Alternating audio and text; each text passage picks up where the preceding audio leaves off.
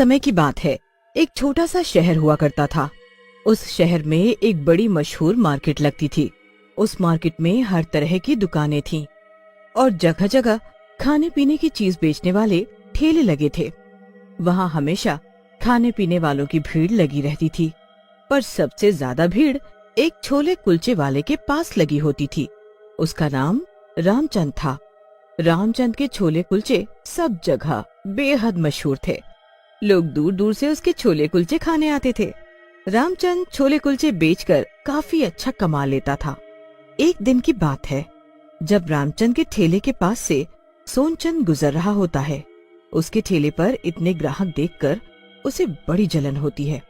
वो अपने घर वापस आ जाता है और अपनी पत्नी शीला को अपने भैया के बारे में बताने लगता है। अरे भैया, नोट छाप रहे हैं, नोट। पता है कितनी भीड़ थी उनकी दुकान पर। मैं तो देखकर हैरान रह गया। ऐसे लोग लाइन में लगे थे जैसे फ्री में छोले कुलचे बट रहे हो। अब ये सब आप मुझे मत सुनाओ। वो देखो कहाँ पहुँच गए। एक तुम हो कि ढंग का खाने को भी नहीं है। अब तुम मुझे सुनाओ मत और मेरी बात सुनो। मैं तो सोच रहा हूँ कि क्यों ना मैं भी वही छोले कुलचाना शुरू कर दूं। अरे पर उनके छोले कुलचे इतने मशहूर हैं तो आपके कौन खाने आएगा? और वो क्या आपको बोलेंगे नहीं कि मेरी दुकान होते हुए भी तुमने भी वही काम शुरू कर दिया? मेरी मर्जी, मैं जो मर्जी करूं, उनको क्या। अगले दिन सोनचंद एक ठेला खरीद लेता है और उसके बाद वो एक एक करके सारा सामान ले आता है। दोनों पति पत्नी मिलकर सारी तैयारी कर लेते हैं और फिर सोनचंद ठेला लेकर उसी बाजार में अपने भैया के सामने जाकर खड़ा हो जाता है। सोनचंद को छोले कुलचे के ठेले के साथ देख रामचंद तो एकदम चौंक जाता है। अब ग्राहक आने लगते हैं, पर सब रामचंद के ठेले पर ही जाकर छोले कुलचे खाने लगते हैं। सोनचंद की दुकान पर बस इक्का दुक्का लोग ही जाते हैं। ये क्या हो रहा है? मेरे पास तो कोई आ ही नहीं रहा। मुझे तो कुछ सोचना पड़ेगा। सोनचंद काफी देर तक सोचता रहा और फिर अपने ठेले पर एक बोर्ड लगा देता है जिस पर लिखा होता है कि 1 प्लेट छोले कुलचे के साथ 1 प्लेट मुफ्त। रामचंद को ये देखकर बिल्कुल अच्छा नहीं लगता कि उसका भाई सारे ग्राहक अपनी तरफ करने के लिए ऐसी ऐसी तरकीब निकाल रहा है। अब सब लोग फ्री के चक्कर में रामचंद का ठेला छोड़कर सोनचंद के ठेले पर जाने लगते हैं। सब लोग 1 प्लेट के पैसे देकर 2 प्लेट ले तो लेते हैं, पर वो छोले कुलचे रामचंद के छोले कुलचे के आगे कुछ भी नहीं होते। अरे भाई, जो स्वाद रामचंद के छोले कुलचे में है वो बात इसमें नहीं। क्यों भाई, इनमें क्या कमी है? भाई स्वाद की बात है। देख, अब सामने सामने 2 ठेले हैं तो ग्राहक चाहे पैसे फालतू दे देगा, पर खाएगा बढ़िया और स्वादिष्ट चीज। अगर रामचंद का ठेला यहाँ नहीं होता तो बात अलग थी, पर जब हमें पता है कि तुमसे बढ़िया छोले कुलचे सामने वाला बना रहा है तो कोई यहाँ क्यों आएगा? सोनचंद के दिमाग में यही बात बैठ जाती है।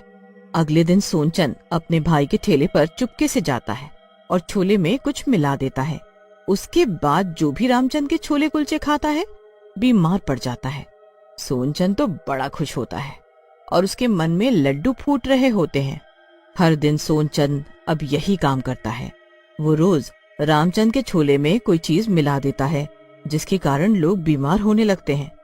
एक दिन रामचंद की दुकान पर कुछ लोग गुस्से में लाठी डंडे लेकर आते हैं और सब तोड़ फोड़ कर देते हैं।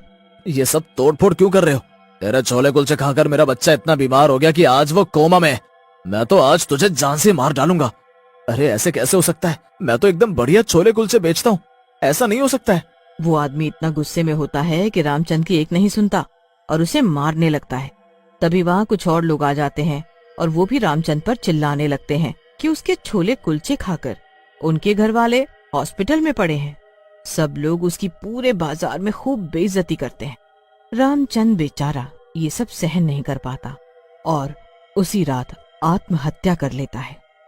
अब अगले दिन उसका ठेला ही नहीं लगता, जिस कारण सब लोग बस सोनचंद की दुकान से ही छोले कुलचे खाने शुरू कर देते हैं। रामचंद की आत्मा को अभी मुक्ति भी नहीं मिल रही होती। वो मरने के बाद भूत बनकर वहीं अपने ठेले के पास भटकता रहता है। आखिर मेरे साथ ऐसा क्यों हुआ? भगवान चाहे मुझे कम जिंदगी देता, पर कम से कम इज्जत की तो देता। पता नहीं लोग आखिर कैसे मेरे छोले कुलचे खाकर मरने लगे थे, जबकि मैं तो हर चीज इतनी अच्छी लाता था। देखो मेरे भाई का ढाबा कितना अच्छा चल रहा है और मेरा ठेला कैसा खाली पड़ा है। भूत वहाँ खड़े सब देखकर दुखी हो रहा होता है कि इतने में शीला सोनचंद के पास आती है। अरे ये देखो तुम्हारे भाई का ठेला कैसे पड़ा हुआ है। मुझे तो लगा ही नहीं था कि तुम इतना बड़ा काम कर पाओगे, पर तुमने तो कर दिखाया। वैसे एक बात तो बताओ, वो तुमने छोलों में आखिर डाला क्या था जिससे लोग बीमार पड़ने लगे थे? अरे वो मैंने एक आदमी से केमिकल लिया था और उसे छोलों में मिला दिया, उसी की वजह से ये कमाल हुआ है। और मैंने तो सोचा था भैया अपना ठेला लगाना बंद कर देंगे, पर उन्होंने तो आत्महत्या ही कर ली। अब देखो मेरा ठेला कितना बढ़िया चल रहा है। शीला वहाँ से चली जाती है और रामचंद का भूत वहाँ खड़ा सारी बात सुन लेता है। ये सब सोनचंद का किया कराया था। मेरा भाई, मेरा अपना सगा भाई, ठीक है, ये मुझसे बात नहीं करता था, मेरे सामने वही काम भी शुरू कर दिया जो मैं करता था, पर मुझे तो यकीन ही नहीं हो रहा कि ये मेरे साथ इतना बुरा कर सकता है, और मेरे मरने पर ये हंस रहा है। मैं इसे नहीं छोड़ूंगा। रामचंद के भूत को अपने भाई पर बहुत ज्यादा गुस्सा आ रहा था। उसने उसको अच्छा सबक सिखाने की ठान ली थी। अब अगले दिन जब सोनचंद अपना ठेला लगा रहा था तो रामचंद का भूत वहीं खड़ा हुआ था, पर वो किसी को भी दिखाई नहीं दे रहा था। धीरे धीरे लोगों का आना शुरू हो जाता है। सोनचंद छोले बनाने लगता है, पर जब भूत उसके छोले और छोले बनाने का मसाला देखता है तो वो हैरान रह जाता है। छी छी छी, ये तो बिल्कुल सस्ते वाले छोले हैं, और मसाला भी कैसे सील रहा है। टमाटर तो बिल्कुल ही सड़े हुए हैं, मक्खन भी नकली है। अब मुझे समझ आया कि ये कैसे एक प्लेट के पैसे लेकर 2 प्लेट छोले कुलचे बेच रहा था। ये तो लोगों की सेहत के साथ खुद खिलवाड़ कर रहा था और बदनाम मुझे करवा दिया। कोई नहीं, मैं इसको आज अच्छे से बताता हूँ। अरे भाई जरा 2 प्लेट छोले कुलचे लगाना, एक में बिल्कुल मिर्च मत डालना और एक में टमाटर मत डालना। ठीक है भाई साहब। सोनचंद 3 प्लेट छोले कुलचे बना देता है। भूत सोनचंद के अंदर घुस जाता है और सबको गलत छोले कुलचे की प्लेट दे देता है।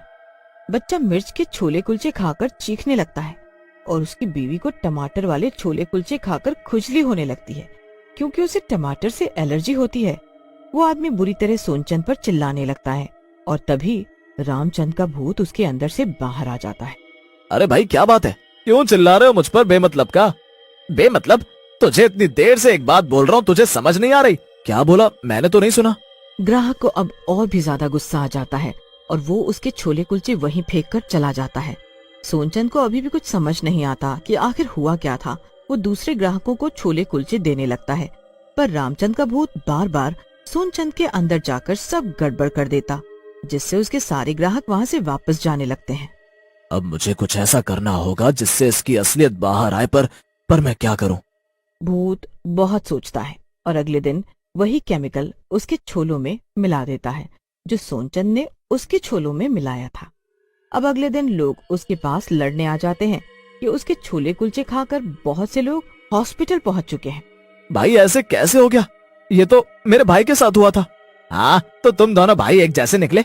लोगों को खराब छोले कुलचे खिलाकर क्या मिलता है तुम्हें? नहीं नहीं, मैंने कुछ नहीं मिलाया, सच में मैंने कुछ नहीं मिलाया। तेरा भाई तो मर गया, इसलिए हम उसे सजा नहीं दिला पाए, पर हमने तेरे छोले चेक करवाए। इसमें कोई बहुत खतरनाक केमिकल है जो तूने छोलों में मिलाकर ग्राहकों को खिलाया है। तुझे तो अब जेल ही होगी। एक आदमी तो उसकी पुलिस कंप्लेंट कर देता है, जिससे वो जेल तक पहुंच जाता है। वो जेल में बैठा अपनी किस्मत को कोस रहा होता है कि आखिर उसने ये काम शुरू ही क्यों किया। फिर वहाँ रामचंद का भूत प्रकट होता है, जिसे देखकर सोनचंद हक्का बक्का रह जाता है। घबरा मत, मैं तेरा भाई रामचंद ही हूँ, जिसे तूने बदनाम किया और आखिरकार मुझे शर्म में अपनी जान गंवानी पड़ी। तूने मुझसे मेरा ही काम छीनने की कोशिश की और इस हद तक गिर गया कि मेरे छोलों में जानलेवा केमिकल मिला दिया। माफ कर दो मुझे माफ कर दो, गलती हो गई मुझसे। अब नहीं करूंगा ऐसा, मेहनत का और ईमानदारी का खाऊंगा। अब तो तुझे तेरे किए की सजा मिलकर रहेगी। भूत इतना कहकर गायब हो जाता है। फिर पुलिस उस आदमी को भी पकड़ लेती है जिससे सोनचंद ने वो केमिकल खरीदा होता है। पूरे बाजार में सबको सोनचंद की असलियत पता चल जाती है कि उसी ने अपने भाई के साथ ऐसा घिनौना काम किया था और उसका भाई रामचंद बेकसूर था।